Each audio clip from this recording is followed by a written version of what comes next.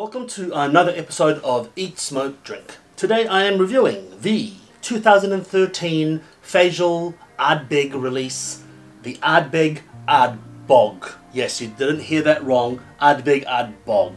Of course you know what an ArdbOg is if you've been following my channel, because if you've been following my channel you're probably obsessed with whiskey like I am. ArdbOg is 52.1%, it is bourbon cask and manzanilla sherry casks. So, look, the average age it looks like it's about 12 according to some info online. Obviously, it doesn't really say that in the back, does it? Detail is not my strong suit, so let me have a look. Ex-manzanilla sherry for, 10 long years. So, haven't numbered, so at least 10 long years. So, obviously, it's going to be minimum 10 years old. Some of it will be older, some of it will be younger. Released in 2013. And let's get sniffing. Now, I just want to make a note. There is a point where Ardbeg, I find, in recent time, where they've just heavily marketed their product to the point where it's become a little bit, in my opinion, cynical.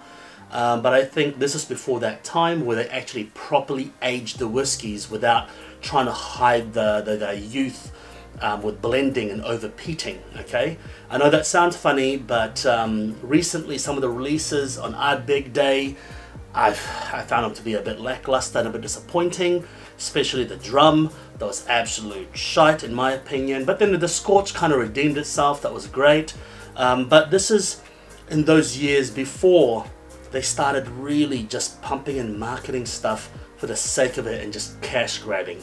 And you know, I'm all up, I'm a capitalist through and through, okay? I'm a capitalist through and through, but I think when your product relies on loyalty, you need to be very, very careful of that, because I'm getting a lot of people out there, die-hard Ardbeg fans, that are becoming more and more jaded and disillusioned with the recent releases. Okay, you know, we're talking about the 19, the price of the 25, but let's see how it goes. Hopefully they'll find their way, and you know, they kind of realize the error of their ways. But in saying that as well, if they're still selling their products like before, they probably don't really give a shit. They'll just be like, whatever man, you're just a couple of hundred out of 1 million bottles we sell a year. So they probably don't really care.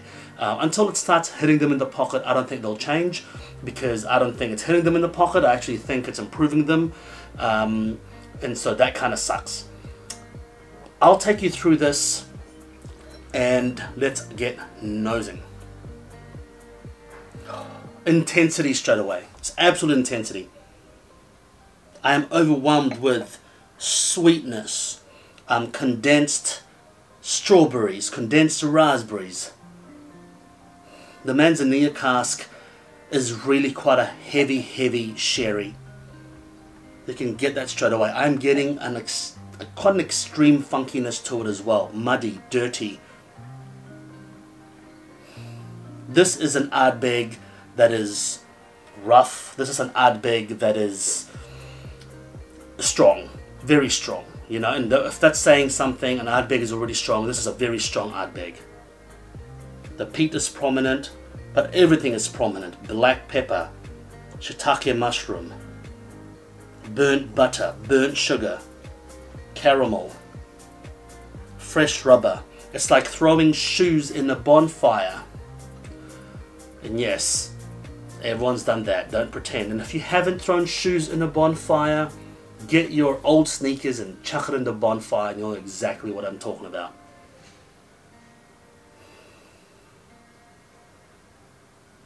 Very, very saline, very saline. The nose smells viscous and syrupy. Like, I have to actually try to extract that syrupy. I don't, but it feels like it. I can feel the viscosity in my nasal passages.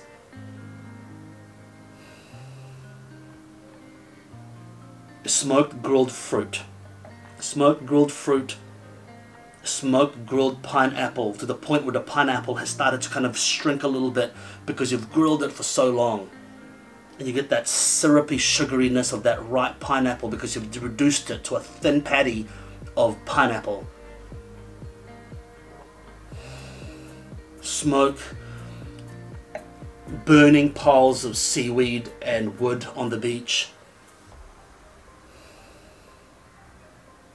But funny enough, I'm also getting this dirty and earthiness. It's like going to the forest right after a deluge of rain, and then the sun comes out and then it heats up the top of the forest and all the humidity is circulating around. I'm getting that funky and dirtiness to it as well. It's absolutely glorious in the best way possible. Wow.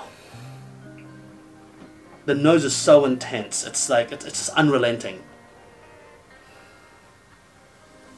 Let's get sipping.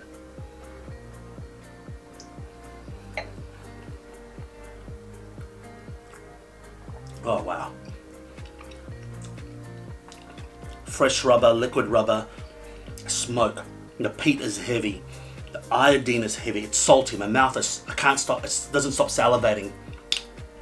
I mean, I don't know if there's literal saltiness in there, but my palate thinks there is, and my mouth is just salivating. I'm getting this earthiness, mushroom, shiitake mushroom, wet wood,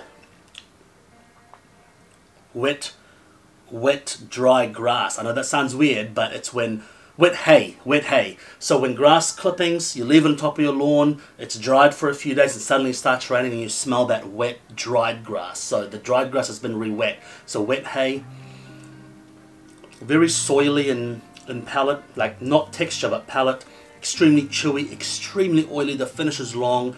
I'm getting the traditional Ardbeg bandage glue. Absolutely.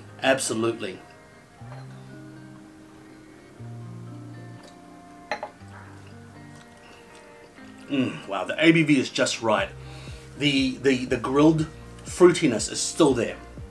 It's definitely still there. A slight bitterness in the back palate that becomes medicinal. Very medicinal, extremely medicinal in the back palate. Absolutely glorious. This one is not for the faint-hearted. You might even like the 10. The Ardbeg 10, the standard Ardbeg 10, but then when it comes to trying this, you might not like it because it is that pronounced. All of the flavor profiles is just spiking. It's not smooth. It's a tad bit challenging, but in the most pleasurable way. Maybe like maybe some people like, you know, nipple clamps. It's kind of like that. I don't know, but it could be like that. It's painful, challenging, but utterly satisfying for those people who like it. So it kind of maybe like that. It's absolutely glorious. I would compare it to the Uigeadail and I would compare it to the Corryvreckan. I think it trumps that. Definitely trumps the Corryvreckan. The Uigeadail is probably a close middle in terms of value, but you can't compare it to any Ardbeg releases I've had in recent time in the last 7 to 10 years. I can't compare it to anything else. It's so viscous, it's so syrupy, oily and robust that there's no way I can compare it to any other Ardbeg that I've ever had. And it's glorious. Compared to the Galileo is also exceptionally good. So I would hate to say that it's better than the Galileo. I don't think it's better than the Galileo, but it's exceptionally close, maybe even equal. And like I say, I haven't felt this excited about Ardbeg since 2013. Actually, maybe not. But, you know, it's just such a disappointment what's been coming out lately from Ardbeg because, one, the Uigeadail is getting younger and younger. You can taste it. The Corryvreckan as well is getting younger and younger. The Burgundy influence in Corryvreckan is getting less and less. I mean, you know, they're probably filling that third, fourth fill already. You know, so it's a little bit disappointing. The Traigbarn doesn't even come close. I'd rather have this than the Traigbarn. This is 10 years old. Unfortunately, the price does reflect that because 2013, very popular. You're going to have to pay big money for these now. Probably the same, probably double what a Traigbarn is today, actually. So, you know, this is not something you can just pick up anyway. You've got to find it because most retailers will not have this anymore. Ardbeg has a cult following. I always say Ardbeg is like the Tesla of whiskey. They can't do wrong. Ardbeg can't do wrong for a lot of cult fans. I think they can, but at the same time they can't because their flavor is so distinctive that we can't really go to anyone else. Their flavor is their flavor and that's it. So you're stuck with them, right? You're stuck with them. look, what do you think of the Ardbog? Do you like it? Give me your feedback. I'd love to know. Until next time, make sure you hit subscribe, you hit that bell, so as soon as I put something out, you get a notification, and tell all your friends about my channel, because I'm trying to ramp up, you know, we all do. Cheers.